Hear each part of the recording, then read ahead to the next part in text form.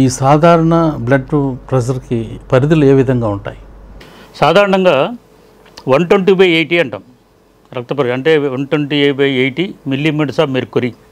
అంటే 120 అనేది systolic blood pressure, 80 అనేది డయాస్టోలిక్ బ్లడ్ ప్రెషర్. ఈ 120 అంటే ఏంటంటే మన గుండె ముడుచుకున్నప్పుడు, అంటే గుండె ముడుచుకున్నప్పుడు ఉండే ప్రెషర్ని 120. అట్లాగా తర్వాత ముడుచుకున్న తర్వాత మళ్ళీ అది ఫిలప్ అయ్యేటప్పుడు, రిలాక్స్ అయ్యేటప్పుడు, గుండె రక్తం నిండేటప్పుడు వచ్చేటువంటి ప్రెషర్ని డయాస్టోలిక్ అంటే అది 80. సో ఇది నార్మల్గా ఉండే ప్రెషర్. దీనికన్నా ఎక్కువ ఉంటే అది మామూలుగా ఏంటంటే 120 to 139 అనేది అంటే లిమిట్, అది పర్వాలేదు. అలాగే